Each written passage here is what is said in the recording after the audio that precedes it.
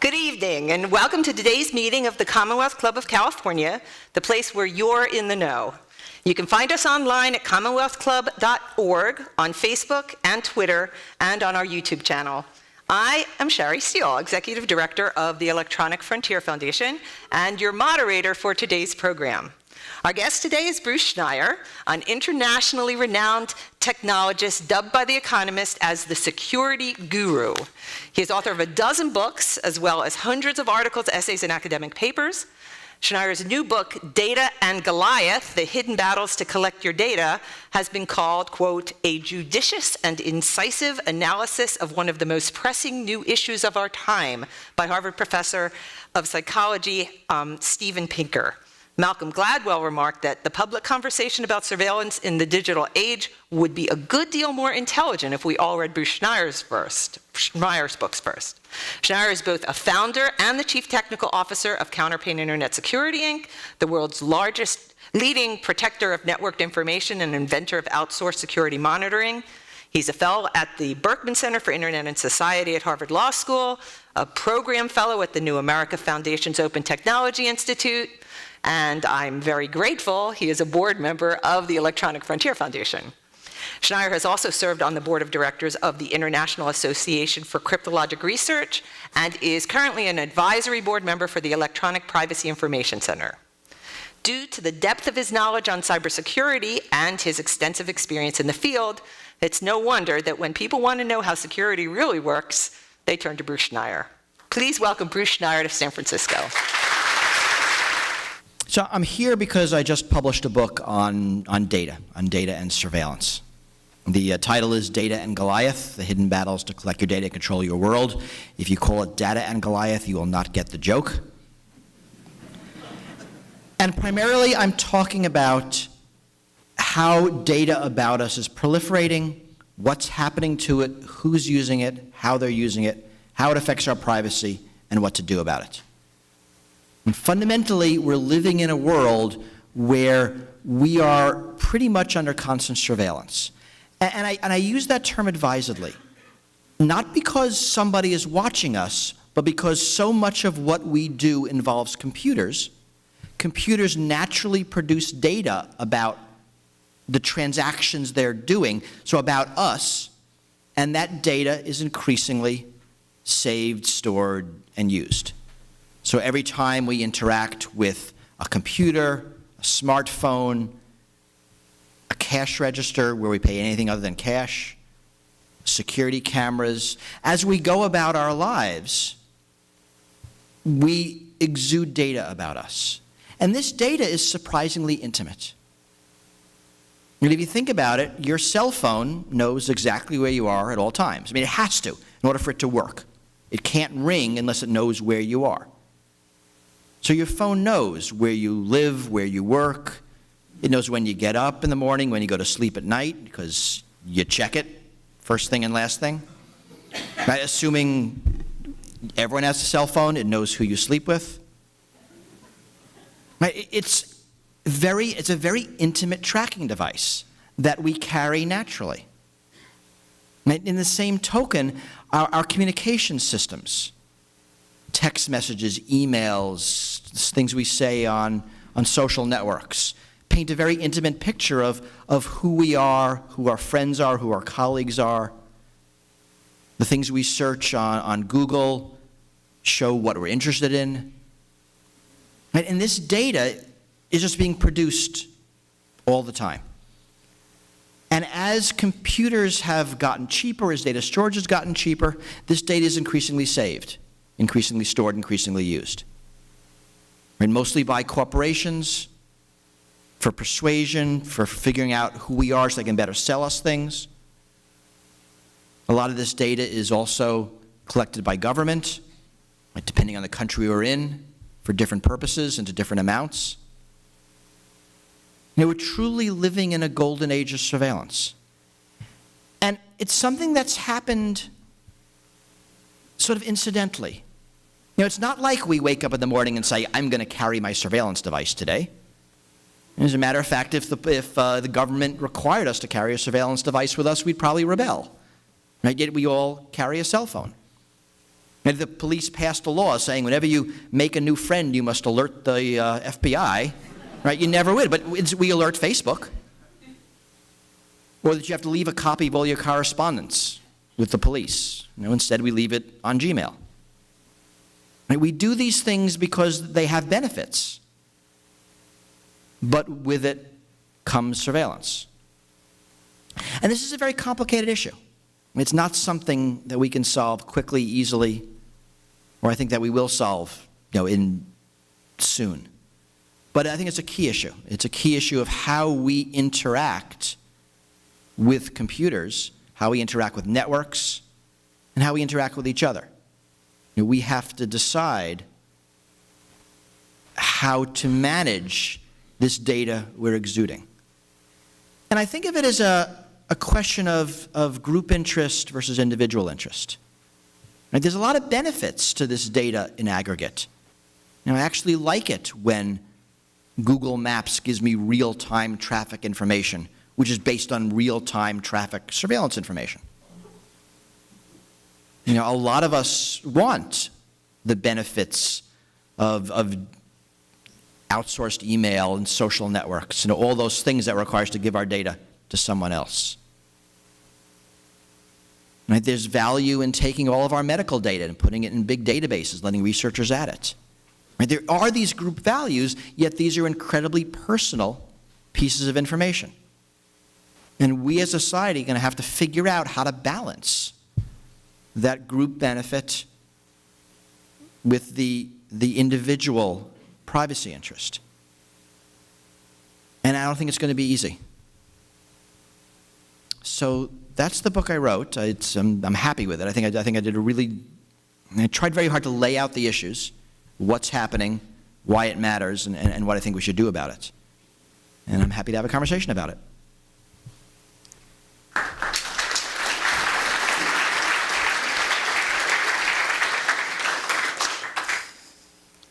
So, Bruce, in your book and in your life and in just dealings with you, I know that you are very concerned about corporate surveillance. What specifically are some of the things that you think could be negatives to corporations using all of your information that they're gathering from marketing? Why is this a problem? We see a lot of really discrimination that results from data collection. Now, I don't mean that word pejoratively. There is some discrimination that's perfectly legal and all right. Charging differential prices at a restaurant for lunch and dinner is a form of discrimination based on time of day and something that we think is perfectly reasonable. As we learn more about individuals, it enables companies to discriminate finer.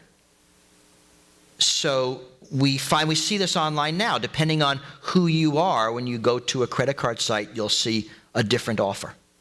When you go to a retailer, you might see different coupons and different prices. And this has the potential of marginalizing large groups of people. And that if people get typecast as a certain kind of customer, maybe a problem customer or a low-value customer, they will be treated less well. Now, some of this you can say is okay. Why shouldn't companies treat their better customers better? But some of this becomes a proxy for the bad kind of discrimination that is illegal. Discrimination based on gender, on race, on characteristics that we can't discriminate on, but we might be able to sneaking through some side door. So I worry about the data collection because of this individualized marketing can become too good. That we're learning that people can be influenced in certain ways. And we're getting to a world very soon where companies will know the kinds of buttons to push to get people to buy. And whether it's showing a different kind of ad or wording things differently, this will all be individualized. And this data collection being collected for corporate purposes now becomes a trove for government access. And governments don't collect a lot of this data themselves. They rely on data corporations collect. And whether it's the FBI or the NSA or the Chinese government, whichever government we're thinking of, they'll using that data really for social control. Right? More in China than the United States. But this becomes a vast trove that can be used by governments for purposes we might not think are good ideas because the data is there. So that actually leads me to the next question that I want to ask. Does the government gather data from the private corporations? And if so, how do they do that, and what do they use that data for? I know it's a softball. But. So governments gather data in all sorts of ways. And we've seen lots of examples of these. So governments gather data through cooperation, by asking nicely. Turns out you can get a surprising amount of data from corporations just by asking them, can we please have a copy of your stuff? And throughout the United States, since through the Cold War, a lot of data has been collected that way. They can get data through legal compulsion. And we've seen examples of this, where the government goes in with a court order demanding the data. Right? We saw that to collect all of the cell phone call records from everybody in the U.S. And sort of even worse, the data is collected and then the companies are not allowed to even talk about the fact that they've given the data to the government. We've seen examples of bribery, which I guess is like asking nicely but with a incentive. And we've seen coercion, which is asking nicely with a different kind of incentive.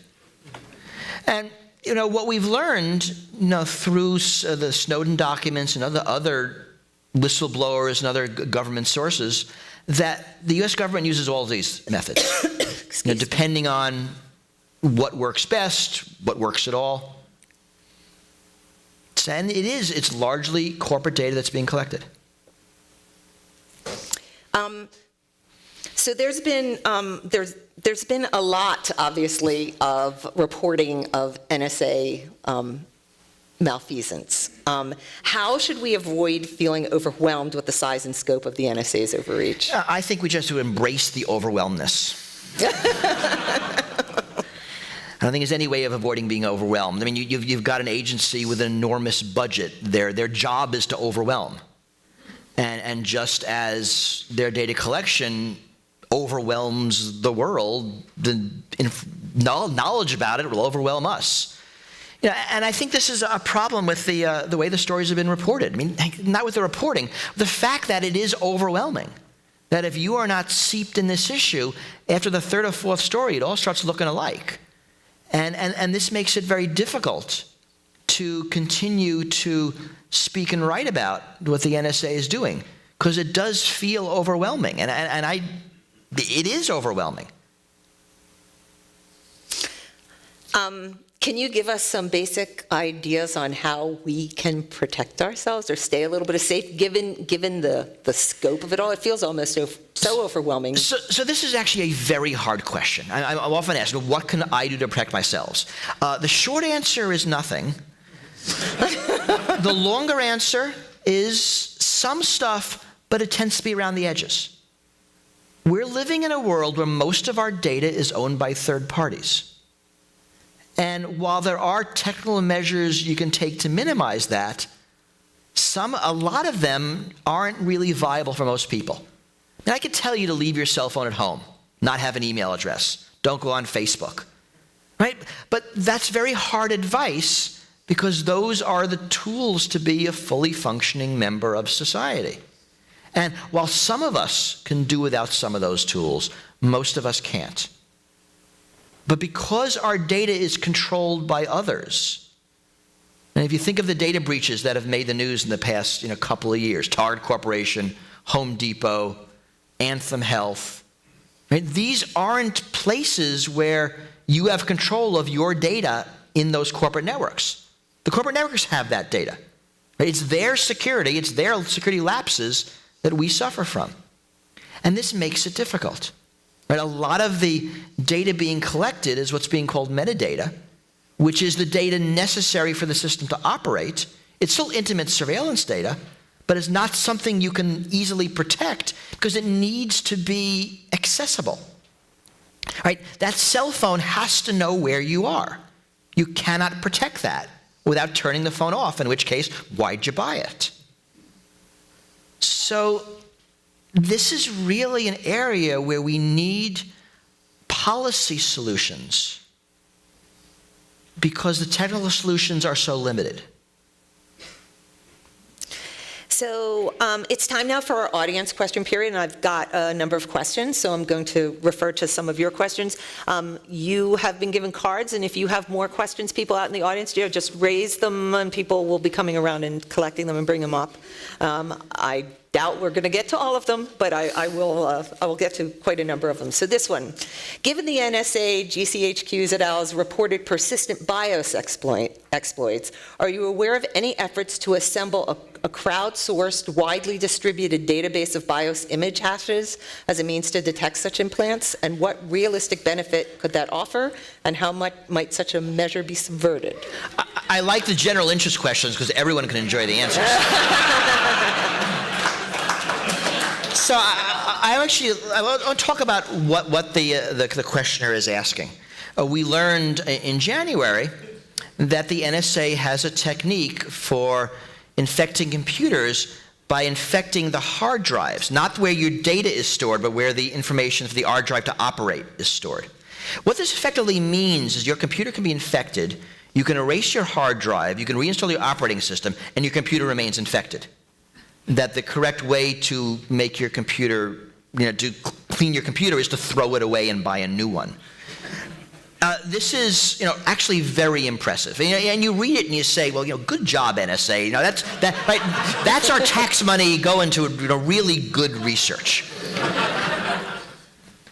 Now, what's important to realize is that when we see all of these techniques, these impressive NSA, GCHQ, eavesdropping techniques, we're seeing the result of a very vast budget, staff, expertise that is focused on hacking computers in a way we haven't seen before. Usually, as we're normally worried about criminal hackers, a much less well-funded group of people than a national intelligence agency. But if there's anything we've learned about the NSA, and actually the most surprising thing about the Snowden documents on the NSA is the lack of surprising things about the NSA. Right? That the NSA might have a larger budget than the rest of the world combined, but they're not made of magic. Right? That these techniques are straightforward extrapolations of what we see in the academic world, in the hacker community. And after that technique was exposed by Kaspersky Labs in January, I went and looked at the academic research, and I found 3 papers that talked about these same techniques. So really, when you see these advanced NSA programs, all you're seeing is a 1 to 2 year window of what the hackers are going to do. You get a preview. Right? Everything flows downhill. Today's top secret NSA programs are tomorrow's PhD thesis and the next day's hacker tools. And this is important. Right? Because we have to defend against them, not because the NSA is using them, we don't like the NSA. The NSA might be targeting perfectly legitimate intelligence targets with these techniques. But because they're going to come to your computer soon, and you're not going to trust the people who are using them. And so the questioner asked about, are we working on defenses? And the answer is, I hope so. I don't know of concerted efforts to work on defenses in this case, but I'm sure researchers looked at the techniques and have thought about them. And I hope within 1 to 2 years, we have the defense techniques embedded into our hardware and software, because it's coming. So can you give some examples of cases when data should be protected and stored and when it should simply be forbidden to store the data? Some of the data that is most valuable when stored and used, like health status data or genetic profiles, are the most sensitive. And this is the trade-off I talked about, right? That there's value in saving it, and there's risk in saving it. And I think we're starting to see some of this trade-off play out in the corporate world. And the big data has had the promise of save everything. And this is actually because big data is pushed by the companies that sell you the hard drives. And so, right, so saving everything is what they want. The idea is that if you save everything, then you'll figure out some use for it. And this only works because the cost of saving things is low. But if it was expensive to save stuff like it was 10 years ago, you would throw data away. Right? But the cost of data storage has dropped so cheap that everything is saved. What we're learning now is that there's another risk in saving data that we actually hadn't thought of before, and that's the liability risk of losing it. Right? That if you are a company and you are saving all of this data on your customers, on your users, and it gets stolen, you might have some whopping big lawsuit in front of you, and maybe you should think beforehand about whether you need to save data. Now, the question of what should be saved and what should be thrown away, I don't think has easy answers. Because the questioner is right, that a lot of the most valuable data to us as a group is also the most personal data to us as individuals. And I'm not sure how we're going to make those two things both true and both work. Can you imagine some regimes of data collection and protection that protect individuals while allowing for some group use? Some data I think we're going to end up deleting because there's no reason to save it, and there's a worry to save it. Some of it will be saved by us individually, and some of this will be saved by third parties. So we're going to see, I think, all those things working. And it'll change as we go through the years and the decades. The costs and benefits will change. But these are the sorts of issues we have to work out. So, Bruce, there are philosophical arguments for fully transparent societies. How would that fare in a digital age? I think when you look at transparency, you need to think about the power imbalance. That transparency is another name for surveillance. It just depends which way you're looking. And I'm very much in favor of transparency by the powerful. So open government laws are incredibly valuable. Freedom of Information Act. And government transparency lets us, the people, know what government is doing. On the same level, corporate transparency. And I think we're going to have some serious battles in the coming years in algorithmic transparency. As algorithms make more decisions that affect our lives, we're going to start demanding to know how they made those decisions. Algorithms decide whether we could get a mortgage or board an airplane, or what sorts of search results we see, whether we pass or fail a breathalyzer test. This is all algorithms, and the algorithms that judge us, I think, are going to go under more public scrutiny and require transparency. And that's transparency for the powerful. Transparency for the less powerful is what surveillance looks like. And there you want less of it, because what you're looking for is a better power balance. So for the powerful, transparency reduces their power, and that's a good thing. Secrecy increases their power, that's a bad thing. For the individual, already much less powerful, privacy increases their power, and that's a good thing. And surveillance or transparency decreases their power, and that's a bad thing. Look at the power differentials. Fully transparent societies don't work because it's not a society of equals. When a policeman asks for your ID, asking to see his first doesn't make it the same. Right? It can't be, because it's fundamentally not a balanced relationship. Can you define zero-day vulnerabilities and maybe talk a little bit about the implications to the average citizen of zero-day? So this is actually interesting. Computers are filled with vulnerabilities. Just have to lay that out right there. So the computer you have right now might have thousands or more vulnerabilities. But nobody knows what they are. Right? So do they count? Well, kind of, sort of. And lots of people are researching them. So there's a lot of research in finding vulnerabilities. The research is done by the companies that make the hardware and software you use. Right? They find the vulnerabilities, they fix them, and you're more secure. That research is done by hackers and criminals. They find them and use them to steal money, and they're more secure. And the vulnerabilities are searched for by national intelligence agencies, right? Ours, theirs, everybody's, and they're used to attack each other.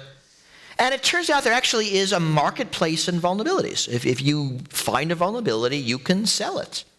You can sell it to computer security companies, you can sell it to the vendor, you can sell it on a black market to criminals, you can sell it to national intelligence agencies. Now, the NSA buys vulnerabilities from people like you. And they actually pay really good money. So these vulnerabilities, when they are found but not yet known, are called zero-day. They're called zero-day because when they're used, you have no defenses. Your computer defenses are largely based on recognizing known attacks and defending against them. And there are exceptions, but basically that's true. And that's why zero days are so powerful, that the victims of them tend to be powerless. But of course, this is ephemeral, that once a zero-day is used, it goes out into the wild. If it's used often, one of the security companies is going to see it, they're going to publish it, they're going to defend against it, it loses its potency. And so these are powerful weapons, but they're really only one-shots. So that's why they're so important. Now, the U.S. government searches vulnerabilities, finds them, and if you think about it, there's two things they could do once they find them. They can get the vulnerability fixed, right, thereby making us all more secure, or they could use a vulnerability to attack, presumably the bad guys, thereby leaving all of us less secure. Right? This is actually a debate that happens inside the NSA all the time. Right? I maintain, and I think it is very obvious, that there's a lot more security value to us as a group in fixing the vulnerability. But remember, it's all or nothing. You can't defend us and attack them with the same vulnerability. You either have to make everybody more secure, including the bad guys, or leave everybody vulnerable, including the good guys. And this is a complicated issue. Right? I maintain that security is more important than surveillance. It seems the NSA maintains otherwise. So do you have any thoughts on making the development of open source privacy and encryption tools less dependent on U.S. government funding? I don't, not being a funder type person. I would, off the top of my head, I would think find more non-U.S. government funding and that should work. Right, we do have a problem in that open source tools are not very well funded. And that a lot of the tools we rely on for security are someone's, basement part-time project. So better funding for these tools, I think, is important. Better corporate funding by the corporations that use them is important. I don't mind U.S. government funding. As long as the projects are transparent and good, where the money comes from is less relevant. And the U.S. government is actually has a stake in good security. Providing good encryption tools, good security tools to people around the world makes the world a better place. And there are parts of the government that realize that. And that's why we fund these tools. We're doing it for good reason, and I'd like it that we would continue. But certainly, diversities in funding sources are better just because, you're less vulnerable to sources drying up. So this is a question for me. When my daughters and I travel, we talk about you every single time we go to the airport because we use the term security theater. And I would love for you to share what that term means for everybody here so that they can enjoy that term as much as we do. So this is the term that will survive me. This is the thing I've said that will survive me. It's not often people get that. I have it. It is security theater.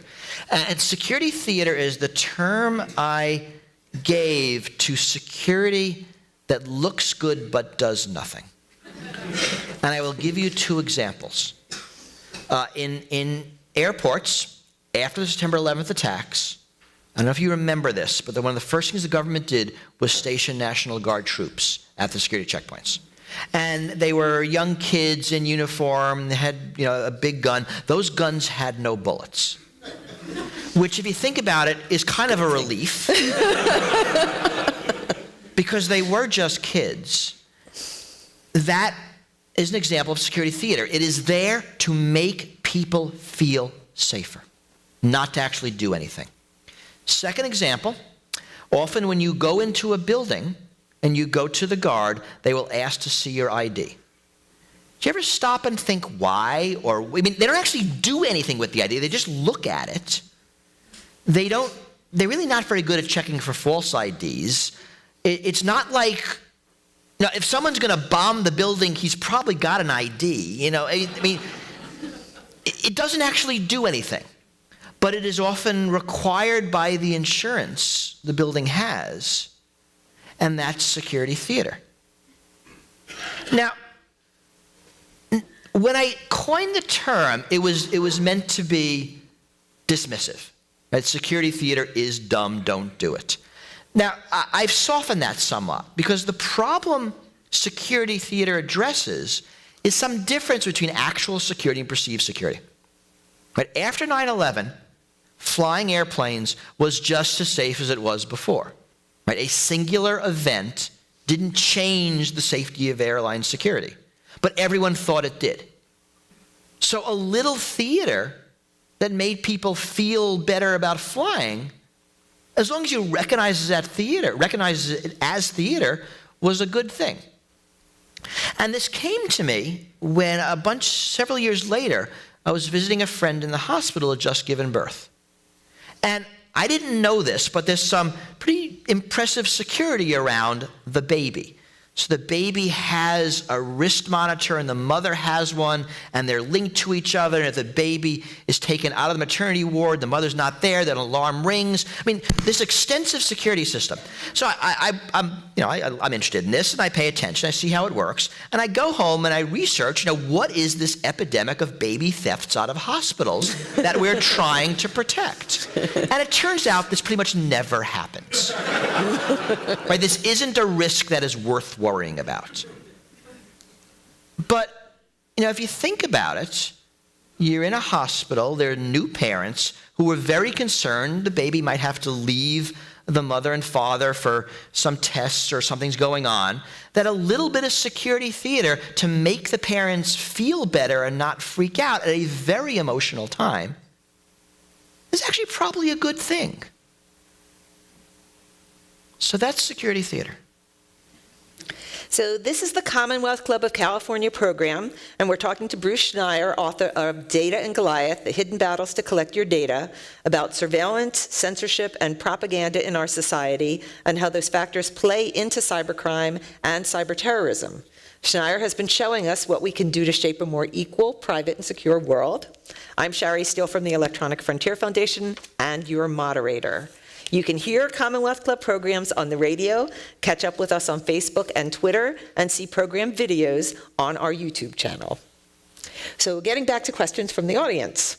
What laws exist already to protect our data privacy, and what ones do you recommend? So there's a patchwork of laws. And one of the problems we have, in the United States at least, is that we tend to pass laws that point at certain things.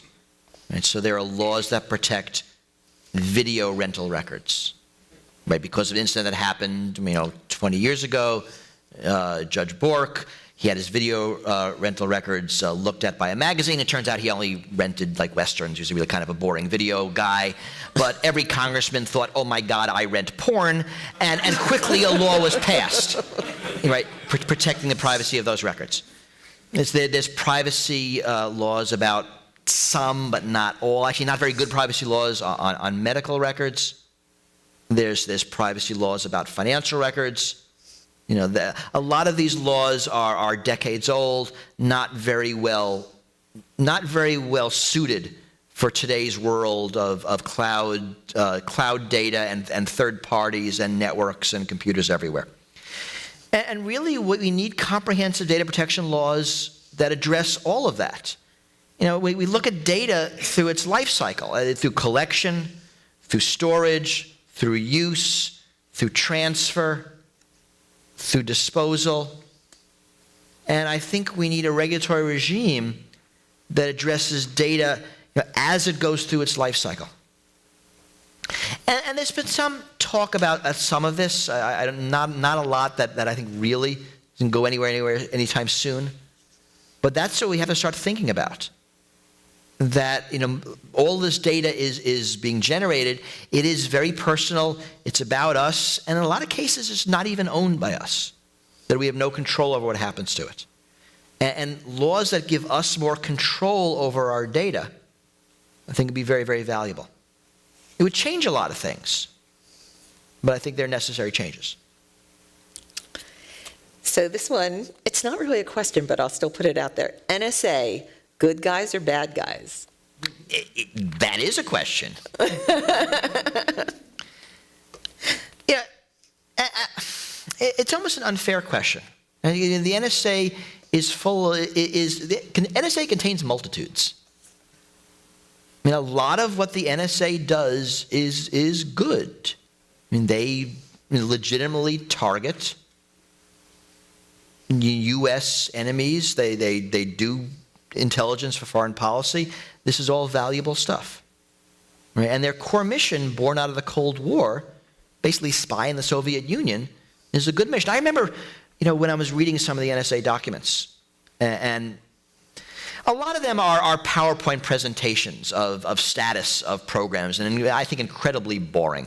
And what they do, because if you have to sit through these programs, is that once or twice in every one of these PowerPoint presentations is a slide that'll be like an NSA success story. It's like, we did this stuff, we found this, we told these people, they did that thing, and look at this great outcome. And I remember reading those and saying, yeah, that's good, check. I mean, this is the NSA I'm glad to pay for. This is my tax dollars at work, good stuff. And there's a lot of that. Right? But there is a lot of overreach. The NSA's mentality is to collect everything. And we can talk about why they do that and what the thought process behind that. But within the NSA, the idea is if you can collect it, collect it. Which means they end up taking a lot of laws and stretching them as far as they can beyond the bounds of what I think is reasonable, is lawful. Because of the way the legal interpretations work, there isn't an adversarial process on to say, hey, wait, maybe that wasn't the right way to interpret that law. So I don't think there's a lot of ill intentions, but there's a lot of ill effects from the way they have been constituted, their mission, and the way they have carried it out traditionally. This is why I think that any NSA reforms have to happen from outside the NSA. Right? You can't tell an organization whose job is it to collect everything not to collect everything. I guess you can tell them, but you can't expect them to figure it out themselves. Right? It makes no sense. It's like the police saying, well, we don't need all these powers. We're going to give some of them back. Right? That's not going to happen. Right? It's going to be someone outside the NSA or the police saying, we're going to make this balance, and we think on balance, you should have less authority. You should have less capability. Not because we don't like you, but because we recognize these other benefits, these other things that have nothing to do with you are also important, and we have to balance them.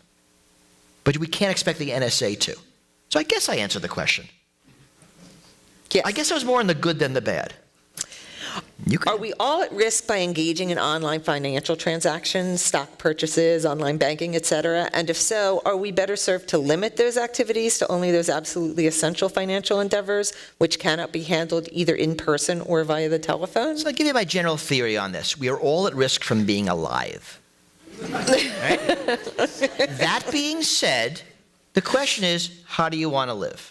You're probably going to be more secure if you don't do financial transactions online. You'll be more secure if you don't have a computer. You'll be more secure if you don't own a car. You'll be more secure if you live in a cave and don't talk to anybody because people are dangerous. Right? There are lots of things we can do to make ourselves more secure, which aren't much fun.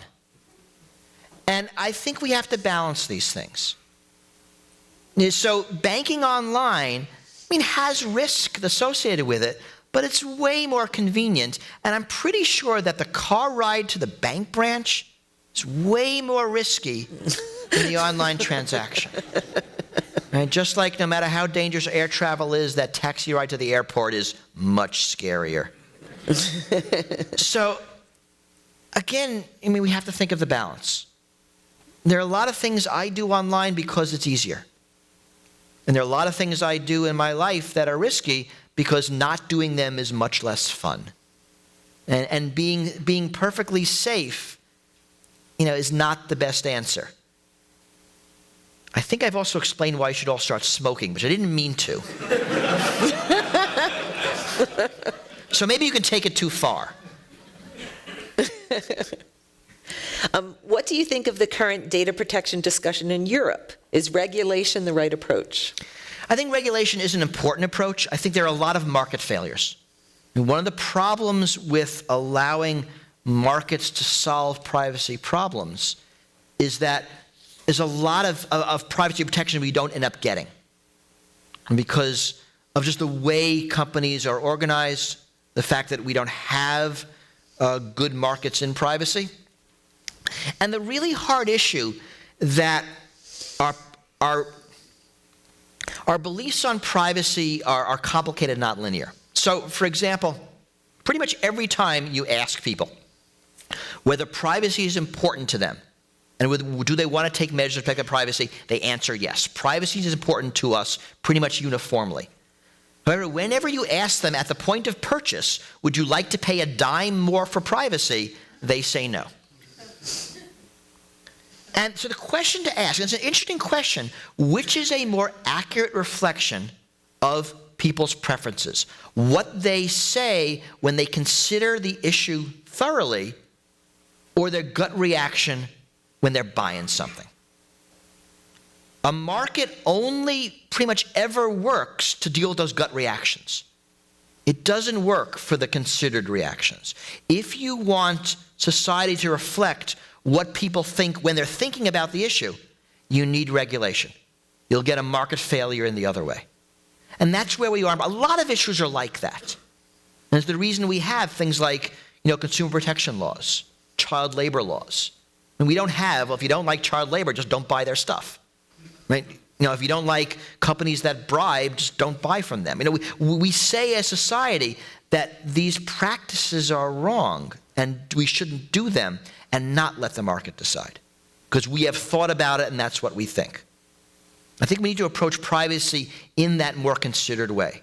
We're likely to get more balanced approaches than letting markets decide.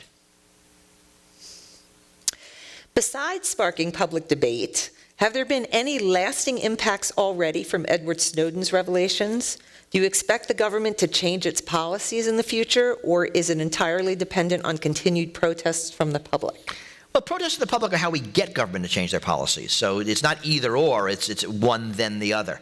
So a few months ago, Pew Research did a survey around the world of people's reactions to the Snowden documents and what the NSA was doing. And they asked, have you changed your behavior as a result of this new information? And they asked people in countries all around the world. They produced the data by country. I actually ran the numbers based on populations, and I came over the global number of 700 million people have changed their behavior because of what we now know the NSA does. Now, probably most of those changes of behavior weren't actually very effective. There's probably a good number of those people who have said they changed their behavior but actually didn't really. But however you look at that, 700 million people changed what they believe they should do, what they wish they should do, what they want to do, what they think about government surveillance based on the Snowden documents. That is extraordinary. I cannot think of a single issue that has moved 700 million people in the space of a year. I don't know if there is one. So there's extraordinary value in talking about this. What Snowden said is he wanted to start the conversation. This is the proof he did that. And if we are going to change things, we have to continue the conversation. And so all of this, this discussion, all the times we notice surveillance and talk about it and protest, this is how change happens. And like all change, it goes from impossible and then it flips to inevitable, right? With like no intervening moment. And we see that again and again in policy. And we're right now in the impossible stage, and it will flip to inevitable. It might not be the next couple of years, but it has to. I mean, it's impossible that we're done. Right? It's impossible that there will be no more privacy, that the great experiments in democracy and liberty are over, that all that's left is surveillance. I just don't believe that. Right? As a society, we continually get more moral, more inclusive. As the decades, as the centuries go on, we will solve this. But it does require continuing to discuss the issues. What did you learn while writing Data and Goliath that most surprised you? What an interesting question. I'm not thinking of anything. It doesn't mean, of course, there wasn't anything. It means, it stopped surprising me and I forgot it surprised me. I think what is most surprising in the book, at least in the part that's descriptive as to what's happening, is analysis. Now, a lot of the news stories about surveillance focus on collection, because that's what's salient. So there are stories about face recognition or drones or license plate capture or cookies on browsers or cell phone metadata. And I think people are understanding collection. But people have, I think, very human views of surveillance, of analysis, that they have in their head this notion that somebody is looking through the data. Right? And then they have views that maybe I could hide. Right? There's 1 million people, they're not going to find me. There's 1 million people. But this analysis is done by computers. And computers are actually very good at this sort of massive data analysis. That's one of their core competencies, right? Dull and repetitive. That's what you want a computer for. So it turns out you can collect the phone call records of everybody and figure out the social graph of everybody. And I think that is surprising to most people. That, it's needle in a haystack. Well, computers are great at processing hay. And I'd like there to be more discussion about the analysis, about the correlation. Right? So it's not just, drones. It's drones plus cameras plus face recognition plus the database of tagged photos on Facebook. Right? It's the thread of things. It's email plus calling records, plus location data. What can be done with these things together? And I know the NSA has done a lot of work on this, and marketing companies have done a lot of work on this. Trying to correlate different data streams to get more value. But I think that's largely surprising to people because it's counterintuitive, because we have this very human-centric view of data analysis. Do you trust Tor? Do you feel like it's breakable or broken? So Tor is an anonymous, a system for anonymously browsing the internet. It is a very powerful system designed by some really smart people, designed really well, funded in part by the U.S. government. Tor is used, Tor is used to keep people alive in different parts of the world. It is a very powerful anonymity tool. There are things it can do, things it can't do. And we've learned a lot, from the NSA documents of the NSA's attempts to break Tor. And then the bottom line is that the NSA can't break Tor and it really annoys them. That being said, there are lots of ways to attack systems that are using Tor.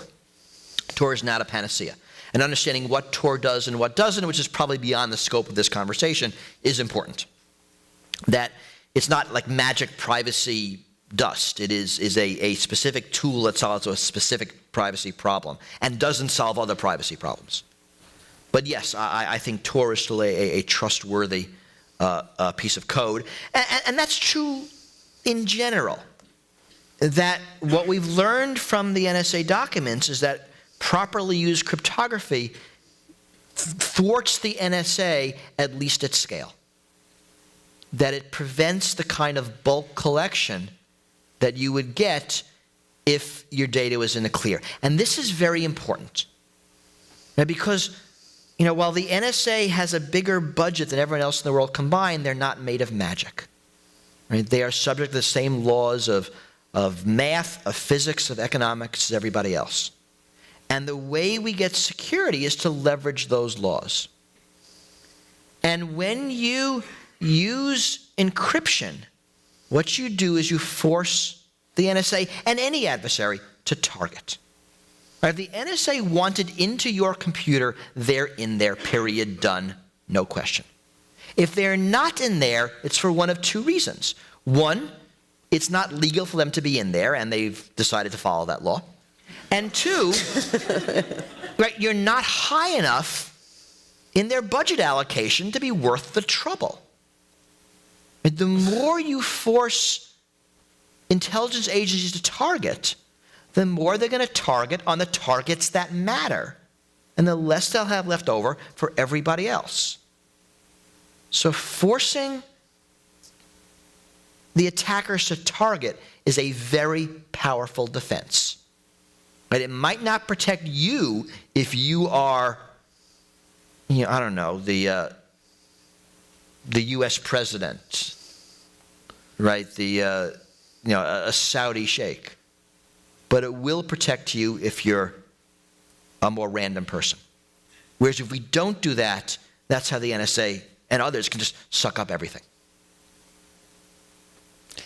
Do you believe the invasion of our data will grow as time goes on? And what should the public start changing in their transparent data behavior? What we're learning over the years is that incursions into our data grow as our data grows. Right? That no matter how many privacy tools we use, we're generating data at an increasingly large rate, that there's more and more data to collect, there's more and more data being collected. Right now we're in the cusp of the Internet of Things. The Internet of Things you can think of as the Internet of sensors. The Internet of Things that will be sensing things about us, whether it's our cars or our thermostats or our light bulbs or chairs and clothing. These will all be soon producing data about the environment around it, which means about us. Right? These will be more data streams, which will be surveillance data. And so, this proliferation of data shows no signs of stopping. And again, data storage continues to get cheaper, so more of it will be saved. Data processing continues to get cheaper, more of it will be used. So I don't think we're going to have less of it in the coming. We're going to have a lot more of it before we have less of it. Most of our critical data, Social Security numbers, et cetera, is for sale online. What can we do about protecting public records and other personal information? Get laws passed. Right? Fundamentally, the data is online. Data is for sale. It's being bought and sold. And it's being done so because there is a legitimate market in doing that. And if we don't like that, if we think that shouldn't happen, there needs to be laws preventing it. Right? It won't stop the black market, but by and large, companies follow laws. They're not going to do things that are blatantly illegal very much. So this is why I say this is primarily a legal problem and a policy problem and not a technical problem.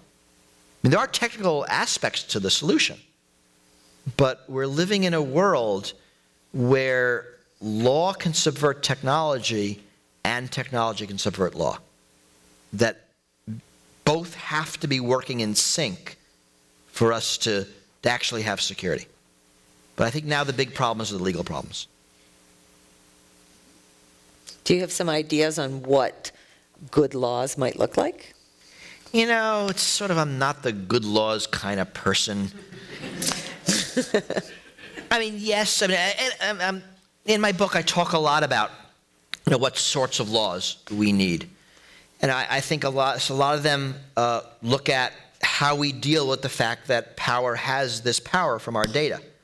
And the basic sequence of managing that is transparency, oversight, and accountability. That those three things give us the confidence to entrust power with power. And one of the problems we have, especially in the intelligence community, but somewhat in law enforcement, that we've lost the transparency, we've lost the oversight, and there's no accountability. And that just makes it very hard for us to maintain these systems. So laws that bring back that balance, I think, are critical. Now, I just gave you a very general set of principles which have to be applied properly, and the devil's in the details. So depending on where we are, we'll do that differently. But that, to me, is the way to think about a legal regime to deal with a lot of these issues. So there is a question about warrant canaries. Do you know about that? Do you want to discuss the pros and cons of warrant canaries? So I'll talk about a warrant canary. One of the problems with some of the government orders to turn over data that get served to companies is they come with secrecy provisions. So the companies cannot talk about whether they've been served with these orders. And a warrant canary is a hack of this system. So imagine a company says every day, I have not been served with an order. Right? You can say that because you haven't been. And if you're served with an order, you just stop saying it. Right? So you're not saying that you've been served with an order, but you're not saying it. So my belief is this hack won't work. I mean, it's clever, but judges tend to not to like clever arguments like that. And I'm willing to bet that the court order the company gets will say something like, turn over the data, don't say anything that you've turned over the data, and keep saying that you haven't been asked to turn over the data. And I'm not convinced that isn't the same thing. So while it's a clever hack, I'm not sure it's an effective hack. Now, there are some technical differences about being compelled not to say something and being compelled to say something. But the question is, are those differences that will matter to a judge when the FBI says, well, give me a break. You got a secrecy order, but you can tell me he's going to break it by not saying something? Why is there a secrecy order here? And I think a judge is going to say, you're right. This clever hack is just too clever by half, and you can't do it. Okay, so we've reached the point in our program where there's time for only one last question. So, since we've been talking about all these things that can go wrong, can we have you leave us with something a little bit more positive? Maybe some things that we can do as just ordinary people to protect ourselves from cyber attacks or from NSA surveillance, or things that maybe are worth doing. Not changing our whole lifestyle, not stopping banking online, not stopping carrying cell phones. Obviously, we're not going that far, but something more practical. So I don't mean to be pessimistic. I mean, and I'm not. You're not. I'll say this to close. I am short-term pessimistic and long-term optimistic. I actually believe we will figure this out. I do not think these problems are intractable. I think there are a lot of vested interests in not solving them. But we as society have solved harder problems before, and this won't be our last hard problem. So you're saying only as a society, that there's nothing that us as individuals can or should be doing? As individuals, what I want us all to do is notice surveillance and talk about it. For this to become an issue, it needs to become an issue. And it will not become an issue unless we make it so. Right? This is not about downloading an app. Right? This is about real, live, social, political change pushing the rock uphill. And this is what we have to do. And we're going to do it. I mean, we'll do it with you or without you, but, your help would be useful. So observe surveillance and talk about surveillance. This issue matters. It matters a lot. Our thanks to Bruce Schneier, security guru and author of Data and Goliath.